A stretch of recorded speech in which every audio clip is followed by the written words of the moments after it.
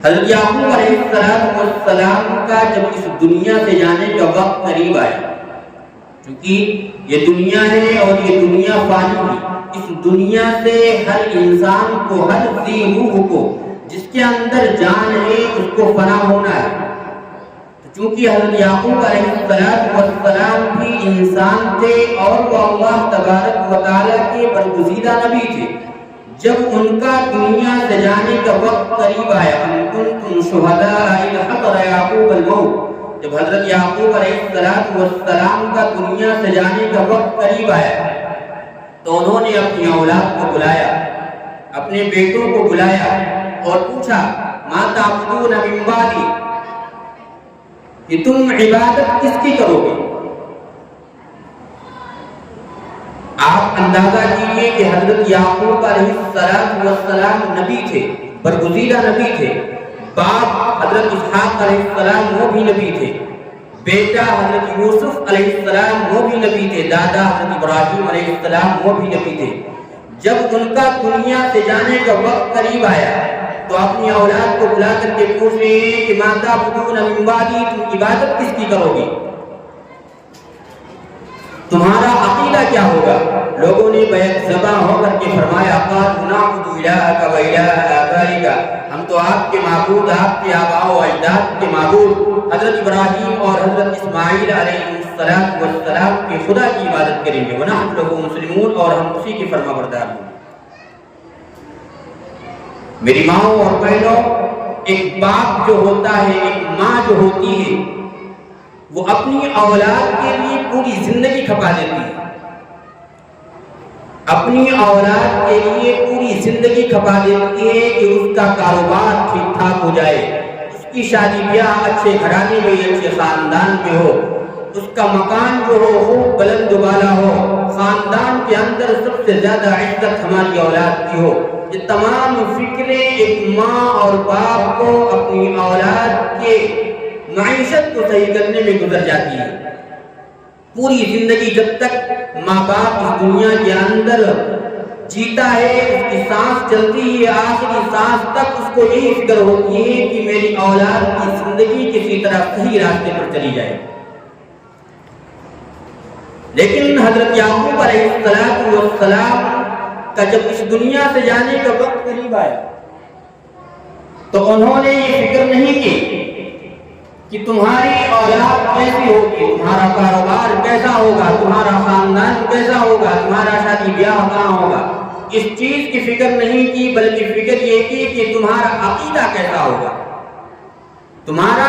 عقیدہ کیسا ہوگا، تم ایک خدا کی عبادت کرو گے کہ نہیں کرو گے، تم اللہ کو ایک مانو گے کہ نہیں مانو گے۔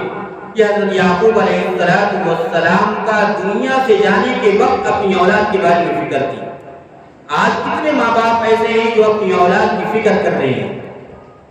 قرآن کریم کوئی قصے اور کہانی کی کتاب نہیں ہے، قرآن کریم کے اندر اللہ تبارک و تعالیٰ نے جتنے واقعات کو بیان کیا ہے وہ یا تو بطور نصیحت ہے یا تو بطور عبرت ہے۔ اللہ تبارک و تعالیٰ نے قوم لوط، قوم ثمود، قوم عاد کے واقعات کو بیان کر کے یہ اشارہ کر دیا کہ جس طرح قوم لوط نے، حضرت لوط علیہ السلام کی قوم نافرمانی میں مبتلا ہو گئی، گناہوں کے دلدل میں پھنس گئی، اپنے وقت کے نبیوں کو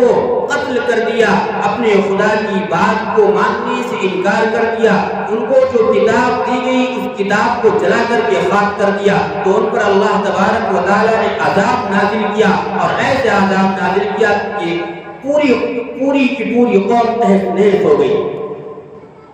تو یہ واقعات ذکر کرنے کا مقصد اللہ تبارک و تعالیٰ کا یہ ہے کہ اس واقعے سے تم عبرت حاصل کرو کہ اگر تم بھی گناہ میں مبتلا ہو گئے، تمہاری اولادیں اگر گناہ میں مبتلا ہو گئی، تم بھی نافرمانیوں میں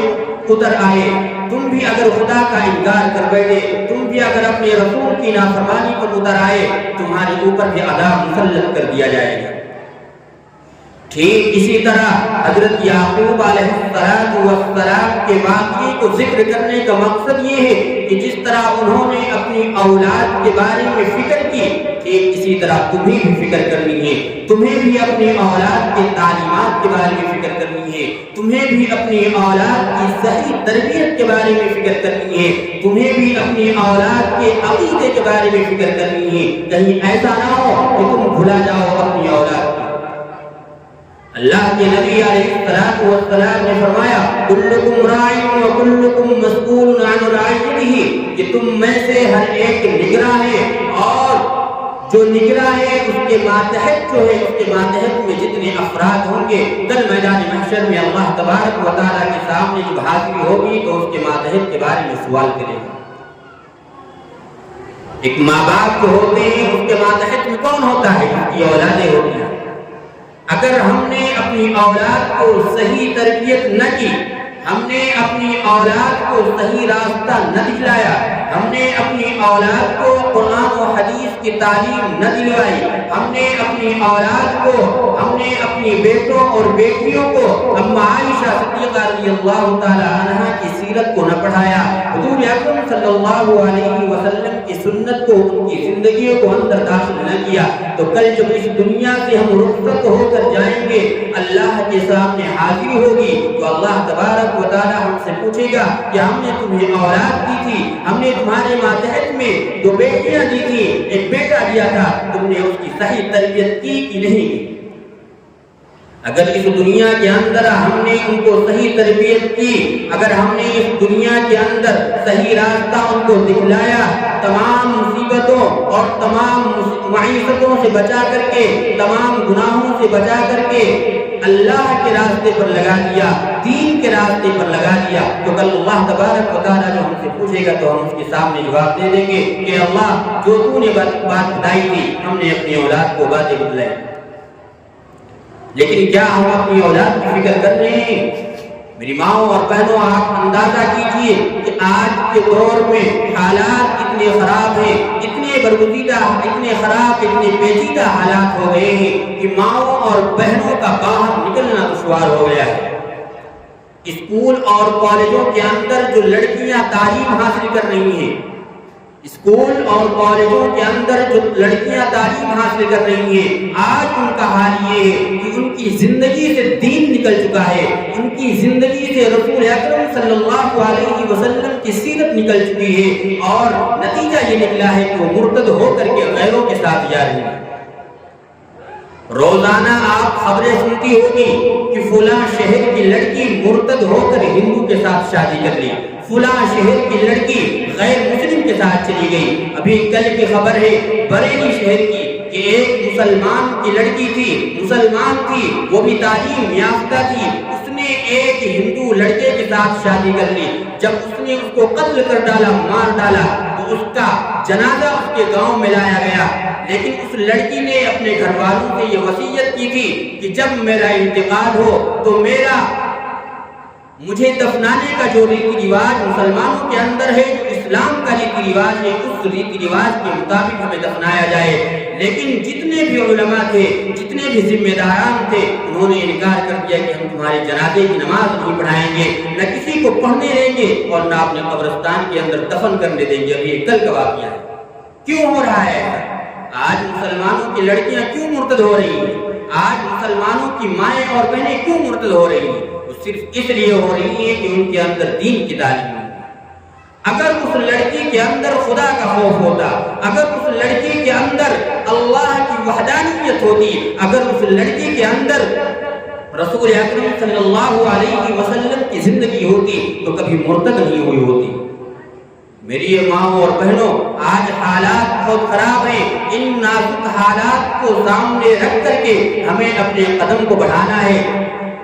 خاص طور سے ہمیں اپنی اولاد کی صحیح تربیت کرنی ہے۔ آپ جانتی ہیں کہ معاشرے کی بگاڑ جو پیدا ہوتی ہے وہ ایک عورت ہی سے ہوتی ہے، اور معاشرے کی جو سدھار ہوتی ہے وہ ایک عورت ہی سے ہوتی ہے۔ اگر عورت چاہ لے تو پورا معاشرہ، پورا خاندان، پورا گھرانہ صحیح راستے پر چل سکتا ہے۔ اگر عورت چاہ لے تو پورا خاندان، پورا گھرانہ، پورا معاشرہ تباہ اور برباد ہو سکتا ہے۔ کیوں؟ اس لیے